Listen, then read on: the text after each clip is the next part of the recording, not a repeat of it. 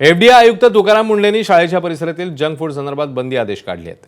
या निर्णयाचं राज्यातल्या पालकांनी स्वागत केलं। विद्यार्थ्यांच्या आरोग्याच्या दृष्टीने हा निर्णय अत्यंत योग्य असल्याचं पालकांनी या निर्णयाचं समर्थन केलं। शाळांच्या कॅन्टीनमध्ये आणि शाळेच्या 50 मीटर परिसरात जास्त मीठ, साखर आणि ट्रान्स फॅट असलेले जंक फूड आणि तळलेल्या पदार्थांच्या विक्रीवर पूर्णपणे बंदी घालण्याचे आदेश मुंढेंनी दिले आणि एफडीए ॲक्शन मोडवर आली। प्रत्येक पालकावरती अवलंबून आहे ना की आपण आपल्या मुलाला द्यावं की नाही न द्यावं, हे पालकावरती अवलंबून आहे। त्याच्यासाठी सरकारने केले हे चांगलंच केलं। चांगलंच आहे निर्णय, आम्ही पण त्याला पाठिंबा देऊ। सगळं बंदच केलं पाहिजे, मुलं खाऊन आजारी पडत आहेत, त्यामुळे बंदच केलं पाहिजे। हा योग्य निर्णय आहे।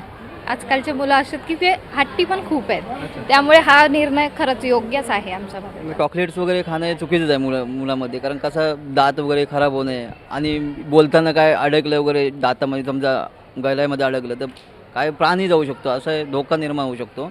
म्हणून योग्यच आहे, निर्णय घेतले ॲक्च्युली बंदच करायला पाहिजे। जे रेस्टॉरंट आहे जवळपास, त्यामुळे खूप सकाळी ट्रॅफिक होतं। तसं बघितलं तर ही गल्ली पण खूप छोटी आहे, खूप प्रॉब्लेम्स होतात सकाळी ट्रॅफिकला वगैरे।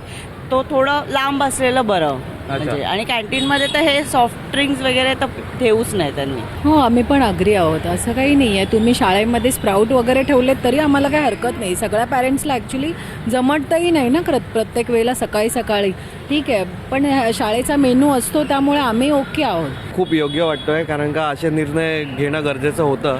आज कोणीतरी धाडस दाखवलं, त्याबद्दल खरंच त्यांचा धन्यवाद। आणि आम्ही आभार मानतो की बाबा असे स्ट्रिक्ट ॲक्शन घेतले पाहिजे आणि त्यांच्यासारखे असे बरेच अधिकारी आले पाहिजे।